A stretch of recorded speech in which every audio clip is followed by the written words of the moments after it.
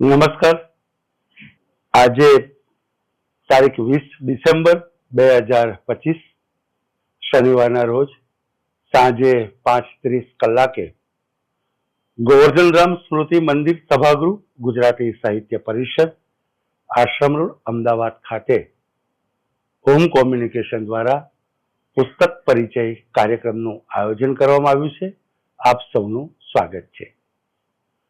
આજે પુસ્તક પરિચય અંતર્ગત સાહિત્ય સર્જક ધ્રુવ ભટ્ટના પુસ્તક સમુદ્રાંતિકે વિશે માનનીય શ્રી અજયભાઈ રાવલ અને સાહિત્ય સર્જક રાવજી પટેલના પુસ્તક અંગકે વિશે માનનીય શ્રી મણિલાલ પટેલ સાહેબ વક્તવ્ય આપવાના છે. બંને વક્તાઓને વિનંતી કે મંચ ઉપર પોતાનું સ્થાન ગ્રહણ કરે. આપણે ખૂબ તાળીથી બંને વક્તાઓનું અભિવાદન કરીશું. આપનું સ્વાગત છે. આપ જાણો છો તેમ હોમ કોમ્યુનિકેશન દ્વારા છેલ્લા 12 વર્ષથી દિવંગત સાહિત્યકારોના જન્મદિન પુણ્યતિથિએ સાહિત્યિક વ્યાખ્યાનનું આયોજન કરવામાં આવે છે. તેમજ દર મહિને શબ્દજ્યોતિ શીર્ષક હેઠળ હયાત સાહિત્યકારના જન્મદિનની ઉજવણી કરવામાં આવે છે. સાથે સાહિત્યના વિશિષ્ટ કાર્યક્રમો જેવા કે સાહિત્ય પંચામૃત, સંસ્કૃત પર્વ, સંત સાહિત્ય પર્વ, પર્યુષણ સાહિત્ય પર્વ, શબ્દ સંપદા જેવા વિશિષ્ટ કાર્યક્રમોનું આયોજન પણ થાય છે. આયોજન થયેલ તમામ કાર્યક્રમો યુટ્યુબમાં સાહિત્ય વિમર્શમાં અપલોડ કરવામાં આવે છે, જેથી જે અહીંયા હાજર નથી રહી શક્યા એ લોકો આ કાર્યક્રમનો લાભ લઈ શકે.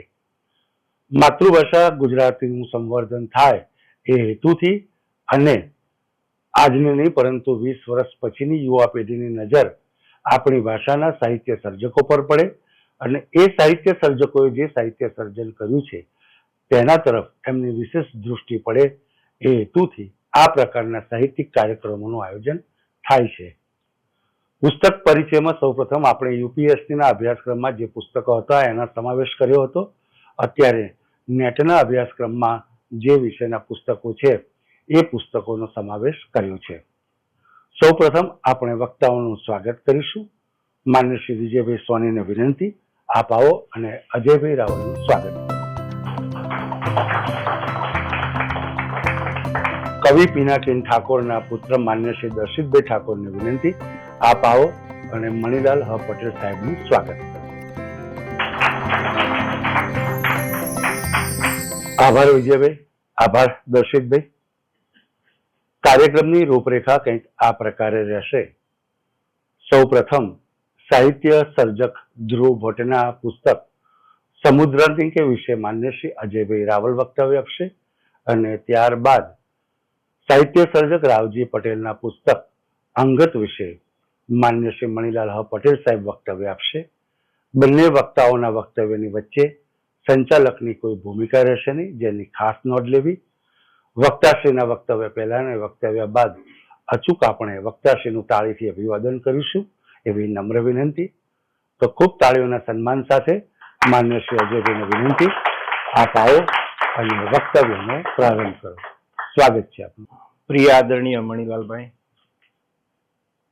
મિત્રો, મનીષભાઈ, સમુદ્રાંતિકે એ બહુ જ જાણીતી એવી નવલકથા, ધ્રુવ ભટ્ટ એના સર્જક, એની બીજી નવલકથા. આમ તો પહેલી નવલકથા જે હતી એમની એ પૌરાણિક કથા ઉપર આધારિત એવી અગ્નિકન્યા,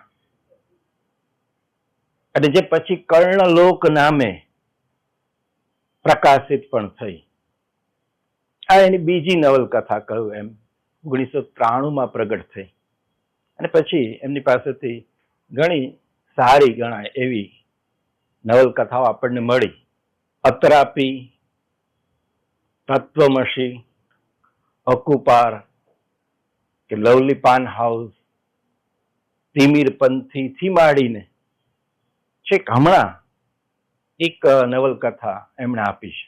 આ બધી જ નવલકથાઓ જે છે એ ક્યાંક ને ક્યાંક કોઈક નિમિત્ત ઊભું કરી અને લખાયેલી નવલકથાઓ છે. એ અર્થમાં એ વિશિષ્ટ નવલકથા. સર્જક ધ્રુવ ભટ્ટ જે પ્રદેશની વાત આલેખવાના હોય એ પ્રદેશમાં જાય, ત્યાં રહે અને એ અનુભવો કરે અને અનુભવોમાંથી જે કંઈ એમને મળે એને કથારૂપ આપે. આ એમની બધી જ નવલકથાઓ માટે લગભગ કહી શકાય. લગભગ એટલા માટે કે ક્યાંક અપવાદ પણ હશે.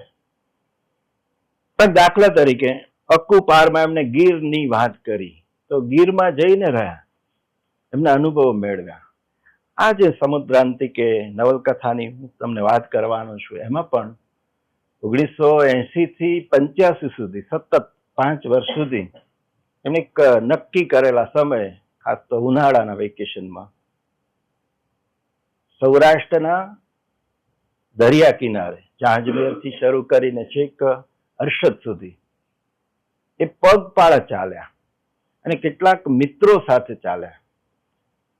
8 દિવસનો એ કાર્યક્રમ 5 વર્ષ સુધીનું જે કંઈ ભાથું હતું એમની પાસે, જે સામગ્રી હતી, જે એમને અનુભવો થયા, એ એમને કથામાં ઢાળ્યા અને એનું એ કથારૂપ એટલે સમુદ્રાંતિકે. આ કથારૂપ હું જાણી જોઈને કહી રહ્યો છું, એટલા માટે કે ધ્રુવભાઈ પણ એને કથા નથી કહેતા અને એમ કહી અને એને વિવેચકોને તો વિવેચકોને પણ સાહિત્યિક સંસ્થાઓને મુશ્કેલીમાં મૂકી. એટલા માટે કે એને એવું કહ્યું, હું વાંચું કોટ અનકોટ, કે મારું આ જે લખાણ છે એ લખાણને સાહિત્ય જગતના અધિકારીઓ પ્રબોધેલા નિયત લખાણ પ્રકારોને ધ્યાનમાં લીધા વિના આ વાત મેં લખી છે. અને એટલે એને કહ્યું કે આને શું કહેવું એ નક્કી તમારે કરવાનું એમ. તો બીજા વિવેચકો માથે આ જયારે જવાબદારી આવી ત્યારે એને નક્કી કર્યું, કોઈ કહ્યું કે આ પ્રવાસ કથા છે અને એમાં લાભ તો છેવટે સર્જકને થયો. એ પ્રવાસ કથા તરીકે એક ઇનામ મળ્યું, તો બીજું એક ઇનામ એમને નવલકથા તરીકે મળ્યું. મારે જે કહેવું છે તે છે કે એવી એક રસળતી વાત એમને મૂકી છે, ક્યાંય એ પોતે નથી બંધાયા કે નથી એને આ વાતને બાંધી એ રીતે કે ચુસ્ત આમ જ કહેવું એમ. તો એને કારણે મેં કહ્યું એમ કે પ્રશ્ન પણ થયા કેટલાક. તો આજે વાતાવરણ છે દરિયાનું, એ દરિયાના વાતાવરણને ધ્યાનમાં રાખીને એમને આ વાત કરી છે. પરિવેશ જેને આપણે કહીએ છીએ, લોકાલ કહીએ છીએ, તે લોકાલ દરિયો છે. અને સમુદ્ર અંતિકે, તરત સુગ્નો જે છે એમને જનાંતિકે યાદ આવે જ આવે.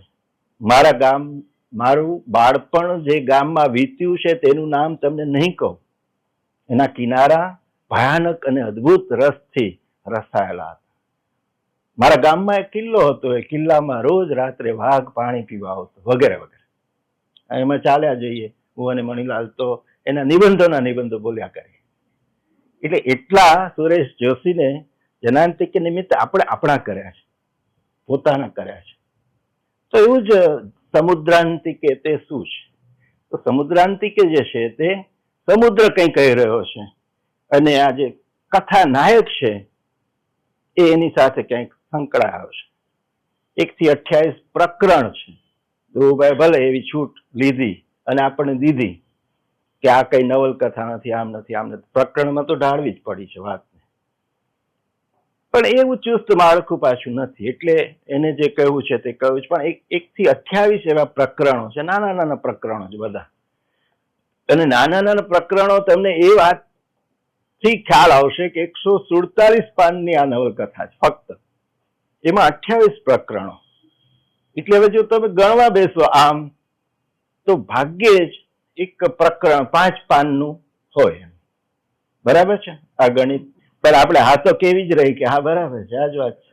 તો થયું એવું કે આ જે નાયક છે, હવે એ જેવી તમે નવલકથા શરૂ કરો, એના પાત્રોની વાત આપણે એ શરૂ કરીએ કે તરત જ તમને કંઈક પરિચિત લાગતી વાત વાંચતા હોય એવું આપણને લાગે અને એકદમ યાદ આવે આપણને કે આ તો આરણ્યક નથી ને? આરણ્યકમાં પણ આવું જ કંઈ બને છે. વિભૂતિભૂષણ બંદોપાધ્યાય કોઈ બંગાળી નવલકથાકાર, અને 1929માં છે આવું કંઈક લખે એક માણસ છે, યુનિવર્સિટી પાસ આઉટ છે અને કઈ કામ નથી, શું કરવું એ કઈ ખ્યાલ નથી, અને એક મિત્ર મળે ને વર્ષો જૂનો, કે છે શું કરે છે તું? તો કે હું તો કઈ નથી કરતો, મારે શું કરવું એ જ પ્રશ્ન છે. આ નેટમાં મસ્તી નથી મુકાઈ સંજય, નેટ કર્યા પછી પણ શું એ પ્રશ્ન છે આપણા બધા માટે. તો પ્રશ્ન એનો એ છે કે મારું જંગલ છે આ ફલાણું ફલાણું, એનું તું ધ્યાન રાખીશ? આને તો જોઈતું તું ને મળ્યું અને ગયો છે વગેરે વગેરે. એ વાત પણ એટલી રસપ્રદ છે, મેં માત્ર અહીંયા હું તમને ઈશારા કરું છું કે ક્યાંક એનું બીજ, ક્યાંક એમની પ્રેરણા ક્યાંકથી મળી હશે. અહીંયા પણ એવો જ એક કથાનાયક છે, મહાનગરવાસી છે, બધી જ ભૌતિક સુવિધાઓથી સજ્જ એવા નગરમાં રહે છે અને બેકાર છે. ને બેકાર છે અને એ માણસને એક કામ મળે છે. એક કામ એવું છે કે ભાઈ એક જમીન છે, જમીનનો સર્વે કરવાનો છે. કેમ? તો કે ત્યાં કેમિકલની ફેક્ટરીઓ, કેમિકલ ઉદ્યોગ સ્થપાય એમ છે કે નહીં, આટલું તમારે સર્વે કરવાનો છે અને જમીનની માપણી કરવાની. જમીન તો કે છે ભંગાર છે, એટલે એમાં કશું થતું, ઉજ્જળ જમીન છે. તો આને તો થયું કે કામ તો કામ, અને ગયો. પણ ગયો તો હવે એવા મહાનગરમાંથી સાવ જ એક એવા અણજાણ પ્રદેશમાં ગયો છે કે જ્યાં પહેલી વાત તો એને કઠે છે તે ભાષા કઠે છે, બોલી કે સિકોતરી એ બહુ મજા આવે અને એના કાન ચમકે છે કે આ કઈ ભાષા છે, હું કયા પ્રદેશમાં આવ્યો છું. થાય છે કે મારું નગર, મારા મિત્રો, મારી સભ્યતા, એ આખું જગત એને યાદ આવ્યા કરે. યાદ આવ્યા કરે. પત્ની વળાવા આવી છે 3 દિવસ પર, મીટર ગેજ એવી રેલવેની સફર છે, મીટર ગેજ રેલવે, પણ મીટર ગેજ રેલવેની સફર છે અને ખખડધજ બસ પછી, એટલે જ્યાંથી તમે ઉતરો ત્યાંથી પછી બસ લેવાની છે, અને બસ ખખડધજ ને પહોંચે છે જ્યાં, ત્યાં પેલો માણસ ડઘાઈ જાય છે કે આ કોણ આવી છે? તો સાહેબ છે. પણ કોઈ જ ઠેકાણું નથી અને એને પણ ખબર નથી કે આજે આવી જવાનું છે. આને છે કે હું 2 દિવસ વહેલો જાઉં તો સારું, કેમ તો કે કંઈક ઠેકાણું પડે. ને માણસ ગયો છે એ રીતે. તો એક એવા અનિશ્ચિત ભાવિ સામે મુકાયેલો, એવા અણજાણ પ્રદેશ સામે મુકાયેલો, એવા અણજાણ લોકો સામે મુકાયેલો આ નાગરિક, નગરવાસી ને ભણેલો મૂંઝાય છે, શું થશે, શું કરવું, અને બેઠો છે ત્યાં. હવે ભરતી છે ઉતરે એની રાહ જોતો. કેમ? તો કે જ્યાં જવાનું છે ત્યાં તો ભરતી ઉતરે પછી જ જવાશે, ને ચારે બાજુ તો સમુદ્ર જળ છે, એટલે ભૂસીર છે અને આ ઘેરાયેલો સમુદ્ર છે. એક દીવા દાંડી છે. આ દીવા દાંડી શું છે? દીવા દાંડી અમસ્તી નથી, ખાલી એ વહાણને જ માર્ગ નથી દેખાડતી ભાઈ. ત્યાં જાનકી રમે છે. આ જાનકી કોણ છે? 7 વર્ષની નાની બાળા, થાક્યો છે, એને પાણીની તરસ લાગી છે, પાણી જોઈએ છે, કઈ હાથ પગ ધોવા છે. પેલી રમી રહી છે એના આંગણમાં, પૂછે છે. આ પેલા તો ડરે છે, જાય છે, ડરે છે, પૂછે છે કે આ ડોલ લઈ લઉં? અને એક વાક્ય હવે કે લઈ લે ને, તને અહીંયા કોઈ ના ન પાડે. પેલો અમુક વર્ષનો છે, વર્ષ ખબર નથી, પણ કલ્પી લો તમે કે 30-35 નો છે, અને પેલી 7-8 વર્ષની બાળા છે કે લઈ લે ને, તને અહીંયા કોઈ ના ન પાડે. અને આને એમ થાય છે કરે આ શું થયું? શહેરમાં તો આને આવું કોઈ નથી કરે, એ તો સાહેબ થઈને આવ્યો છે અહીંયા, આવો સાહેબ, અને એને આવી છોકરી આમ કઈ બેઠી. એટલે ન માત્ર એનું અધિકાર, પણ અધિકાર ક્ષેત્ર જે છે એનું બધું જ એને આપી દીધું કે અહીં તને કોઈ ના પાડે. આવું કહેવાયેલું જે છે આને મર્મ ભેદક લાગે છે. અને જે કઈ પોપડા છે હવે અહીંયાથી જ ઉતરવા લાગે છે. આ શેના પોપડા છે? એ અહમ છે. એ અહમ જે છે એ અહીંયાથી એના ઉપર પેલા તો ઘા થયો આવી રીતે.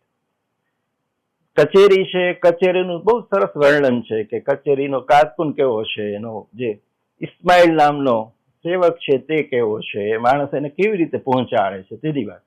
અને રસ્તામાં આવે છે આ વાલબાઈનું ઘર. આ વાલબાઈ જે છે ખેડૂતની સ્ત્રી છે, એની આ દીકરી છે, એનો બાપ તો હજુ ખેતરથી આવ્યો નથી અને આ અજાણ્યો આશરો પામે છે. એક વાક્ય છે, વાલબાઈ કે છે કે ઈવડો અહીં રહેશે તો કઈ વાલબાઈની બાજરી ખૂટવાની નહીં. હજો આ વાલબાઈનો તો કઈ જ નથી.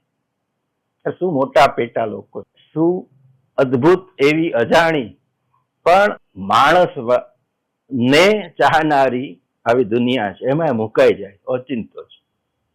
એટલે કે છે હવે જમવા આ કે હું લાવ્યો છું, મારી પાસે ટિફિન છે, કે રાખતા ટિફિન. આ જે પ્રદેશ છે તો એ પ્રદેશનો એ નાયક ને આપણને પણ એનો ધીમે ધીમે અનુભવ થતો ચાલે છે ને. એમ એના પોપડા ઉખડતા ચાલે છે. કથાની પ્રવૃત્તિ એવી છે કે આ માણસ પાત્રોને મળતો જાય છે, એ પાત્રની ઓળખ કરતો જાય છે અને આપણને કરાવતો જાય છે. આની રચના પ્રવૃત્તિ છે.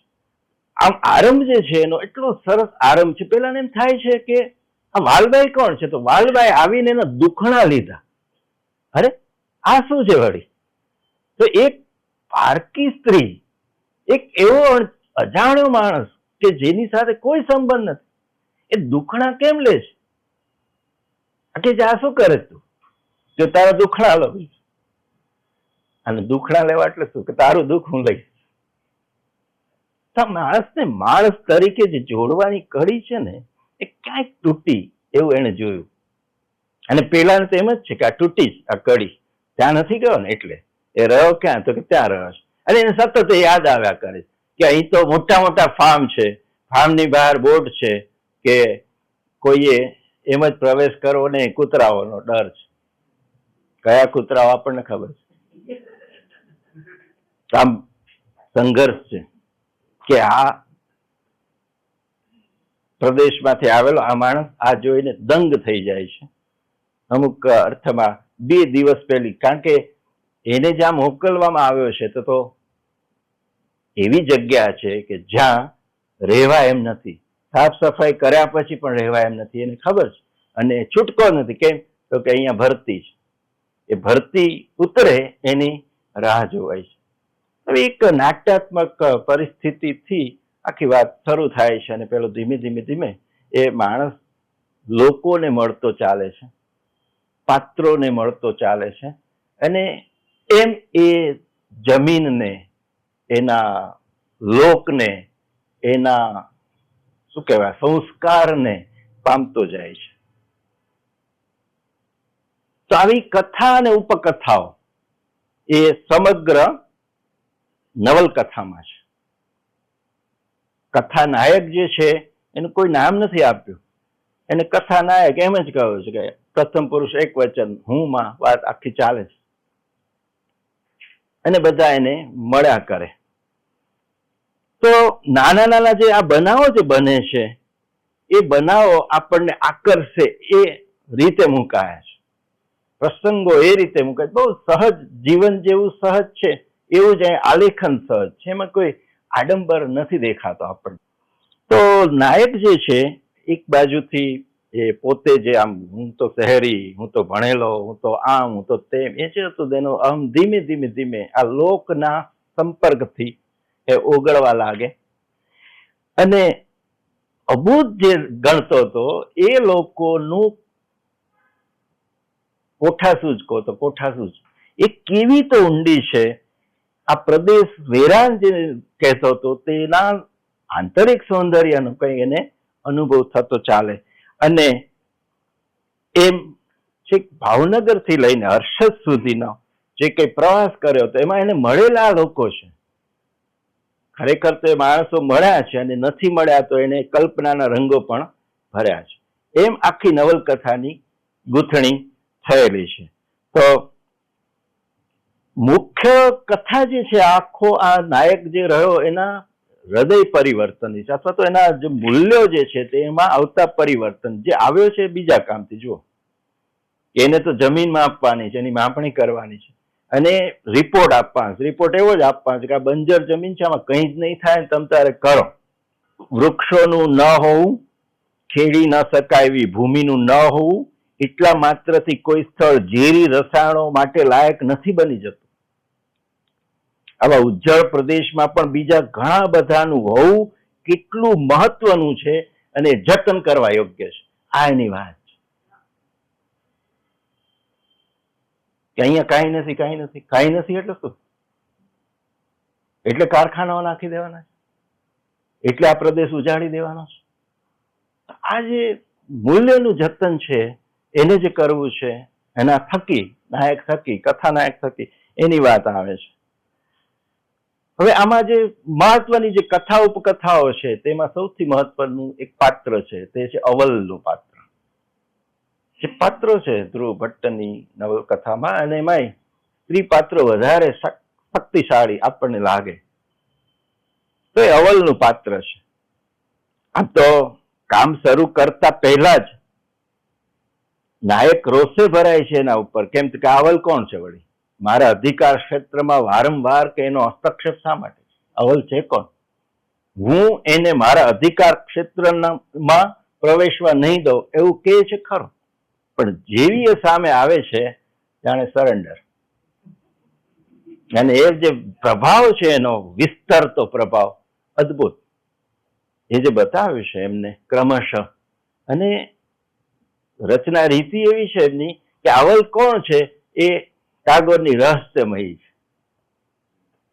ખબર નથી આપણને પણ, અને છેક સુધી ખબર નથી નવલકથાના અંત સુધી. છેવટે અલબત્ત બધા રહસ્યો છેવટે તો વિજય ખુલવાના જ હોય. એ રચના પ્રપંચ છે, એટલે રચના પ્રપંચમાં એના મોઢે બોલાય હું આ છું એમ. છેક છેલ્લે એ વાત પૂરી થાય અને કથા પણ પૂરી થાય. તો એની બાજુમાં જ આમ ચાલે છે, આમ લગો લગ કહેવાય એમ અવલની કથા ચાલે છે. એટલે જેટલો રસ આપણને કથા નાયકમાં પડે એટલો જ અવલની કથામાં પણ રસ પડે કે અવલ કોણ છે. અને એ અવલની વાત પોતે પાછું જાણે છે કે અવલનું ગૌરવ જળવાય, એટલે મારે તો એને ન જ પૂછવું, એ તો નથી જ પૂછતો, તો હવે રસ્તો શું? તો બીજા લોકો છે આજુબાજુ એના દ્વારા આપણને અવલના સગડ મળતા રહે, અવલની ભાળ મળતી રહે કે અવલ છે કોણ, આ રહસ્યમય. અને ખબર પડે છે એના બધા જ ટુકડાઓ તમે આમ જોડો એટલે અવલ આખી આપણી સામે ઊભી થાય કે આ અવલ. અને એટલું પ્રતાપી પાત્ર, તમને સૌથી આકર્ષક, એટલે મારી દ્રષ્ટિએ સમુદ્રાંતિકેમાં જો કોઈ હોય તો એ અવલનું પાત્ર.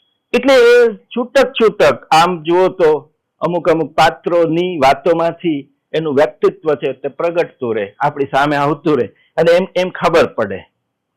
બંગાળી સાધુ છે, એ સાધુ છોડીને આવી ગયો છે બધું, એની પાસેથી જાણવા મળે છે કે આ જે અવલ છે ને એ તો એક સુશિક્ષિત એવી સ્ત્રી છે.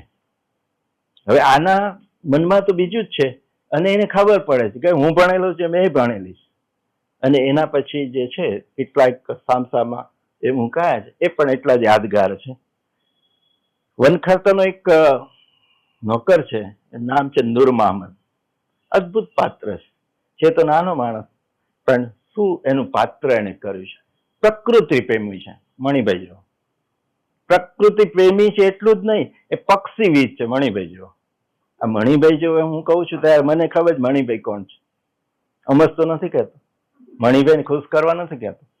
વાત આ નૂર મહમદ જે છે, એ નૂર મહમદ તો નાનો માણસ છે અને જંગલ ખાતામાં કામ કરે છે.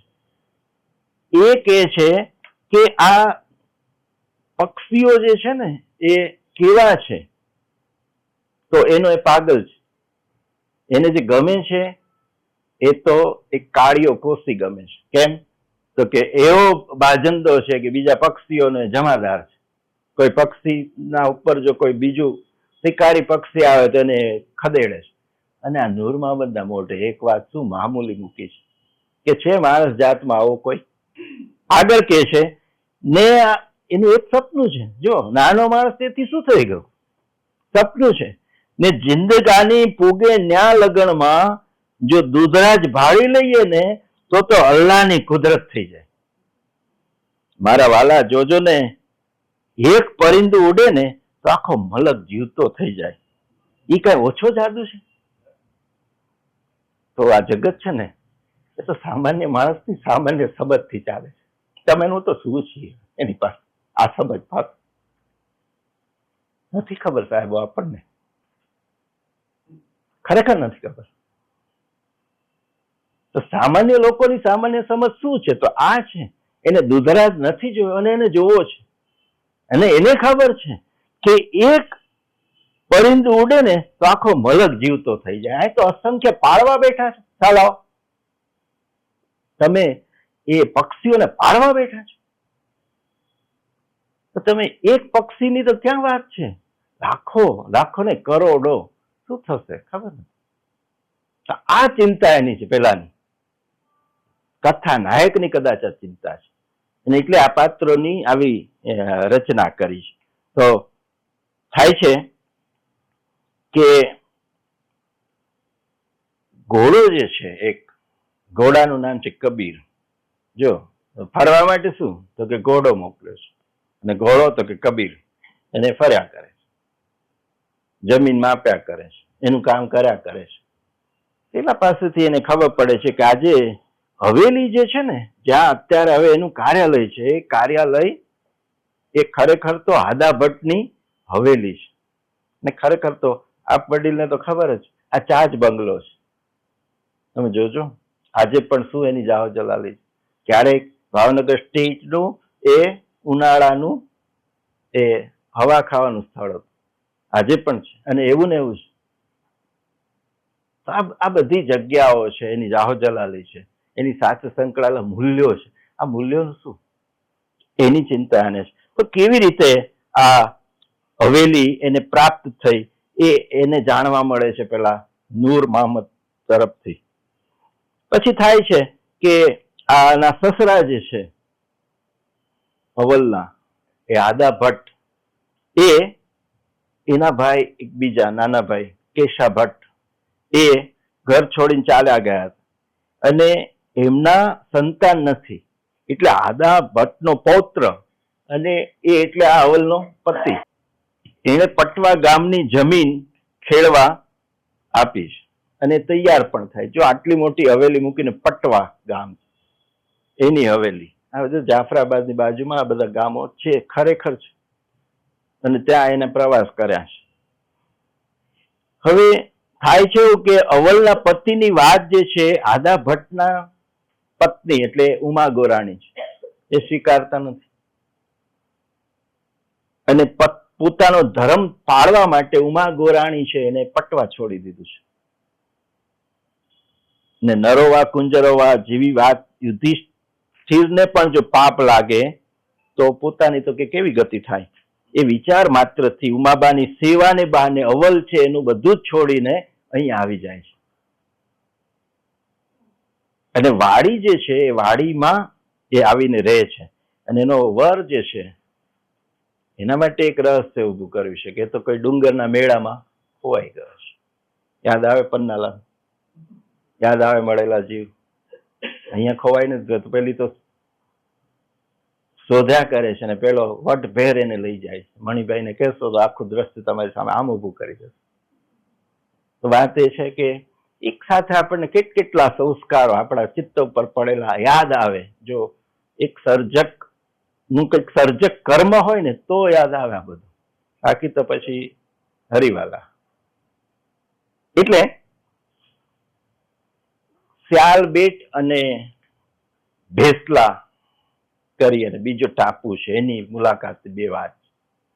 નાના નાના ટાપુઓ છે. સ્યાલ બેટ ની મુસાફરીનું વર્ણન હોય કે પછી આ ભેસલા જે છે ત્યાં સ્થાનિકોમાં હવે એવી માન્યતા છે કે એ બેટ ઉપર જવાય ને, ભેસલા બેટ ઉપર ન જવાય, જાય તો પછી કે છે કે બેટનું નાનું છોકરું એ ન પૂછે કે દરિયે મરતો જણ પાછો જડે ઈને કોઈ દી ઈ વાત યાદ ન કરાવે.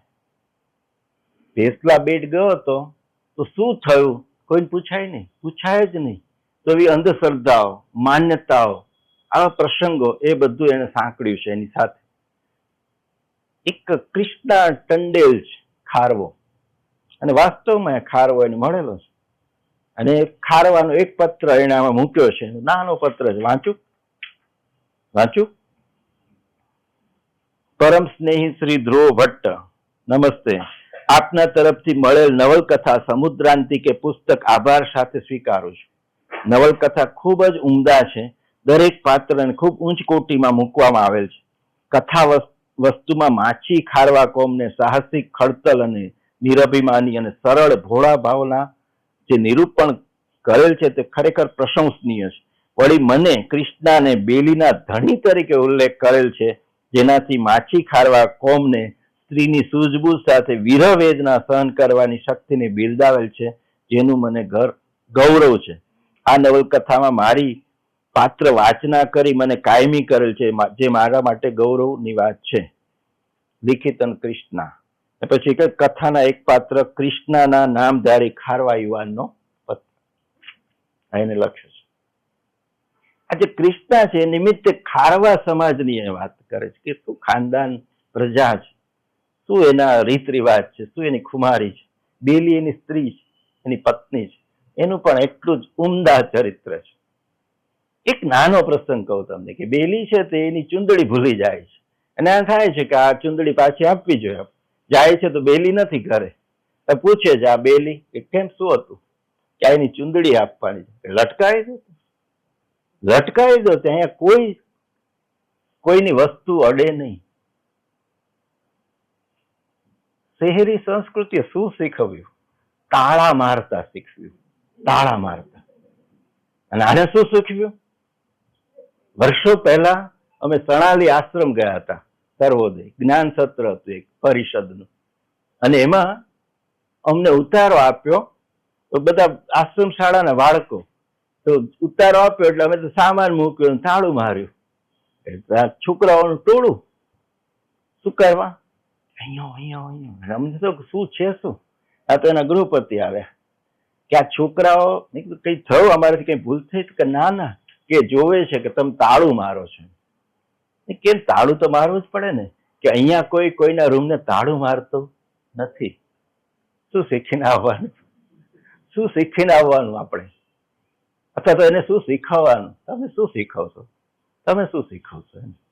તો આ જે વાતો છે આની અંદર પડેલી એ તમને ક્યાંક અડે.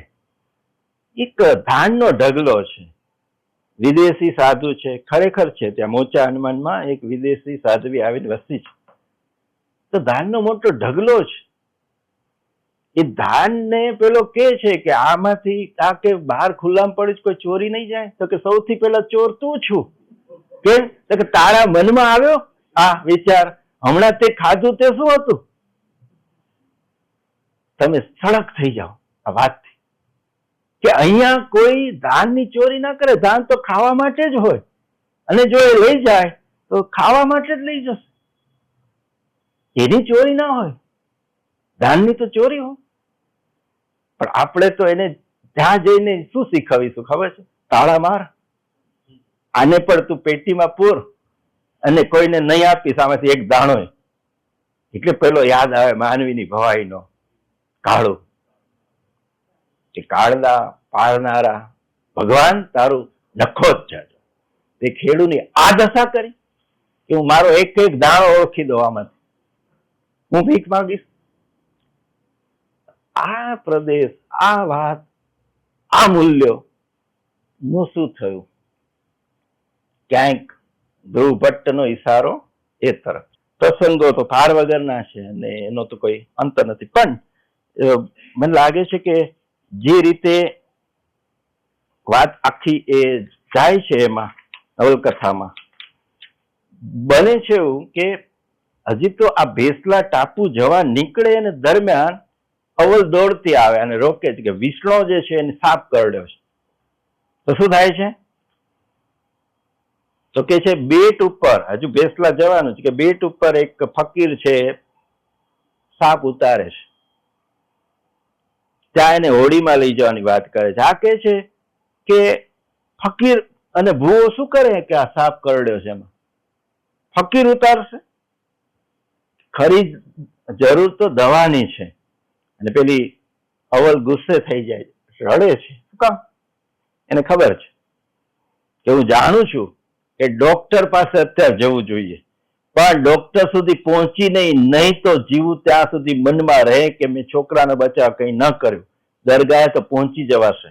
જે થવાનું છે તે તો ઈશ્વરના હાથમાં છે, પણ મને તેની માને એટલો તો આધાર રહેશે કે મારાથી થાય એટલું મેં કર્યું. ને પછી આગળ કહે છે, વૈજ્ઞાનિક ઉપચાર પદ્ધતિ ઉપલબ્ધ ન હોય ત્યાં બધા બાધા રાખે.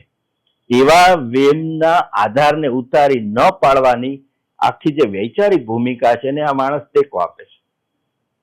ત્યાં સુધી કંઈક તો આધાર રહે. એ નથી જાણતો એમ નહીં. પછી તો થાય છે એવું કે કેમ્પની અંદર જ એક ડોક્ટર આવે છે, ડોક્ટર જ એની સારવાર કરે છે ને વિષ્ણુ બચે છે. પણ આ જે વાત છે એ આનો દુશ્મન નથી. અને માન્યતા છે તો માન્યતા છે, તો તમારી માન્યતા જેમ છે તેમ એની માન્યતા નથી. એમાં તમને ભલે વિશ્વાસ ન એને છે, તો એ વિશ્વાસ તો શું? તો એવી કઈ વાત એ કરે છે. અને પેલાને મળે છે, પણ પછી તો થાય છે એવું કે એક બાળક છે બચી જાય છે. એક બહુ ઊંડા એવું પાત્ર છે, એ ભાભુમાનું છે. અમાસ છે દરિયો નાવા આવ્યા છે બધા, અને એનું શું અદ્ભુત વર્ણન છે કે ખુલ્લા સ્ત્રીઓના કંઠ, પાતળી ઊંચી કાઠીની કમરે છેડો વીટીને ટોળે વળેલી સ્ત્રીઓ જાણે બ્રહ્માંડને ચક્રાવે ચડાવતી હોય તેમ જો મને સ્ફૂર્તિ ગરબા ગાવા લાગી. અને એમાં ભાભુમાં છે. ભાભુમાની ઉંમર છે 90 વર્ષની. દરિયો નાવા આવ્યા છે. તો પેલા કહે છે કે આ બાબુમાં જે છે એના દીકરાની વહુ એને કહે છે કે એને અમાસે દરિયો નાવાનું વેન લીધું છે, જીદ કરી છે. પૂરું દેખાતું નથી, સંભળાતું નથી, અને ઉંમરે ગાડામાં સફર કરીને આવ્યા છે અહીંયા ગાડામાં બેસીને. તો પછી કે છે હવે દીકરાની જે વહુ છે એને કહે છે કે દરિયો જે છે એમાંથી ડોલ લઈ અને હું આવું તમને નવડાવી દો અહીંયા. અને ભાભુમાં કહે છે કે દરિયો ડોલમાં ના આવે, અને બાય ડોલમાં તો ઘેરે ક્યાં નહોતો અમાર નવાતું. શું કહેશો તમે આને?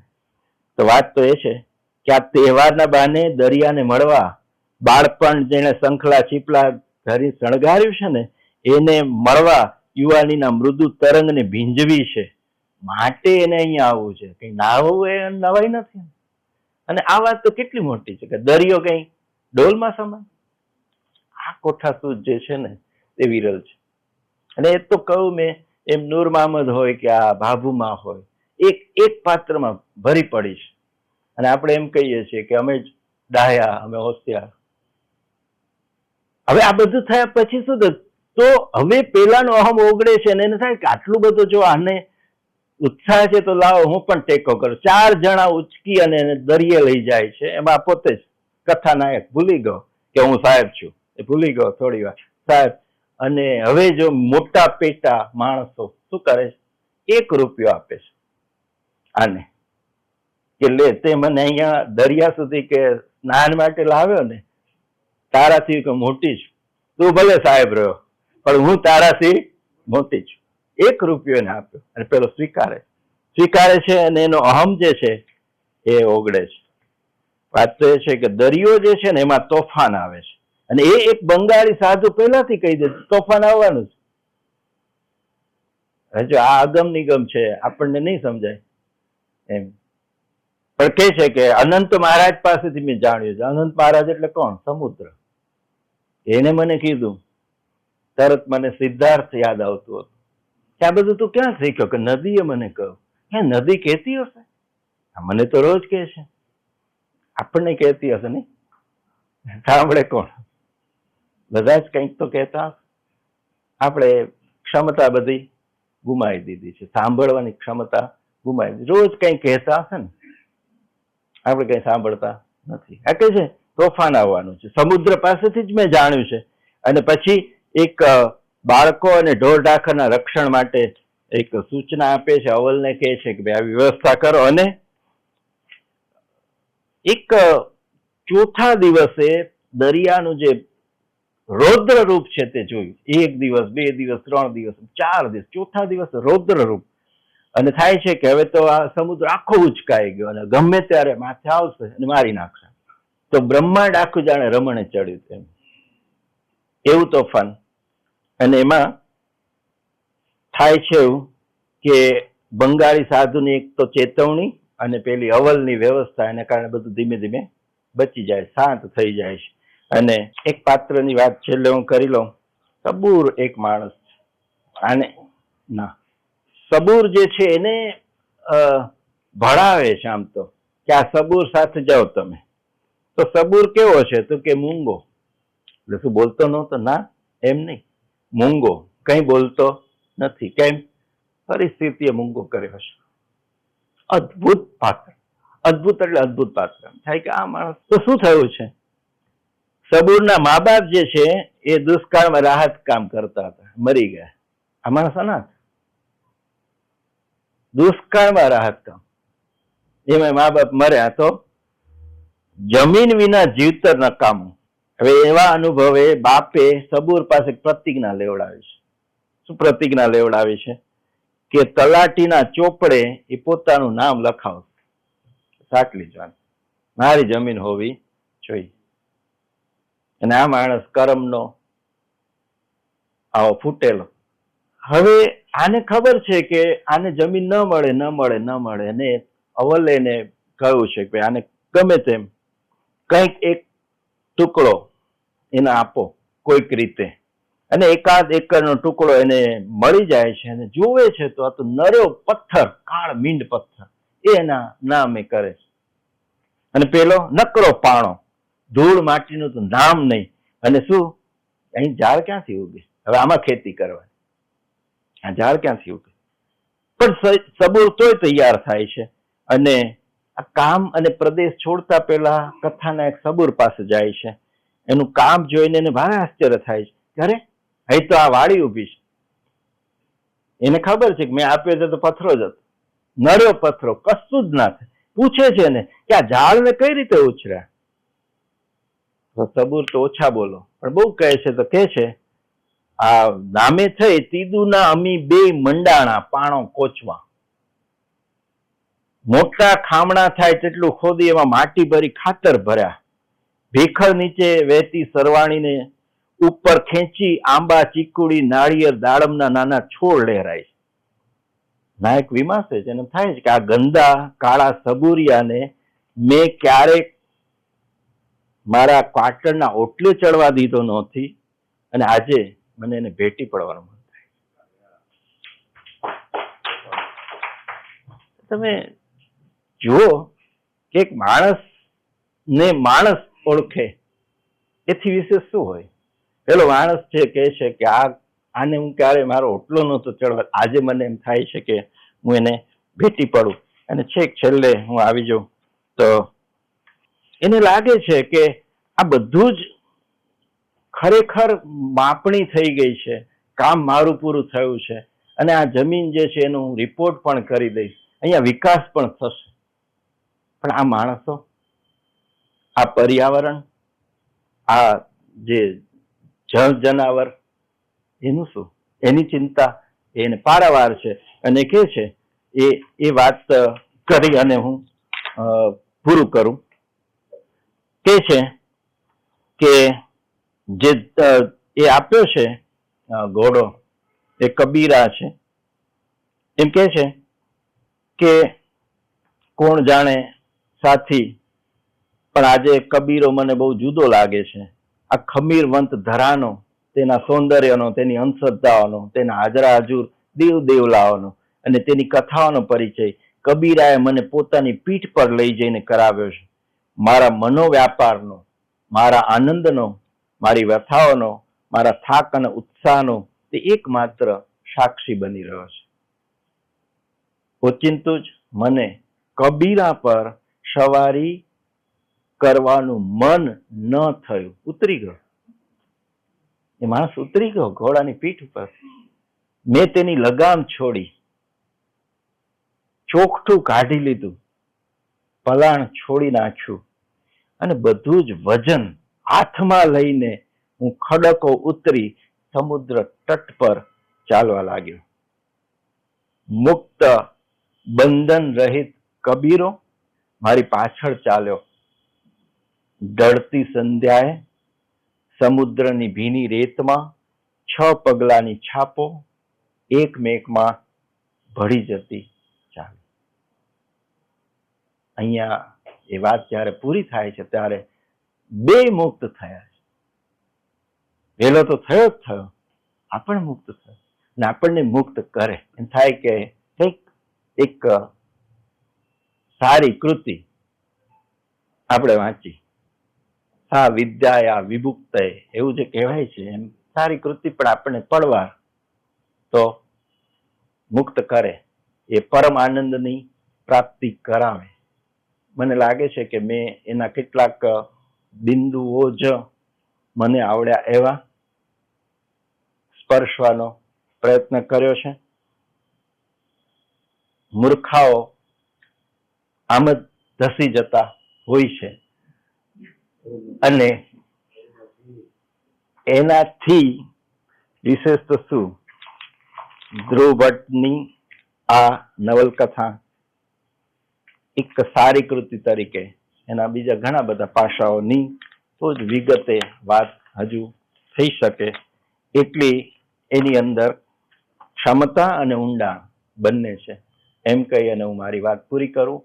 માણસ અને પર્યાવરણ, માણસ અને પ્રકૃતિ, એના સંબંધો, એની આપણે શું દશા કરી રહ્યા છીએ, એમાંથી એક તત્વ જળ નામનું સમુદ્ર નિમિત્તે આ ધ્રુવ ભટ્ટે લીધું છે, બીજું જંગલ નામે અકુપારમાં લીધું છે અને એમ એની યાત્રા એ વિસ્તરી છે. એટલે એ કૃતિ આપણને નિમિત્તે એકમાંથી બીજા, બીજામાંથી ત્રીજામાં એમ લઈ જાય અને વર્તુળ મોટું અને મોટું થતું જાય. એવો એક સર્જક એ આપણી ભાષાનો છે. એનો આનંદ એ નિમિત્તે એને ઘણા બધા પારિતોષિક પણ રડાવ્યા છે, એની પણ આપણે નોંધ લઈએ. પણ આ બધાથી ઉપર વટ જઈને એક પરિંદુ ઉડે ને તો આખો મલક જીવતો થઈ જાય. આ વાત આપણે ના ભૂલીએ. અસ્તુ. સોરી.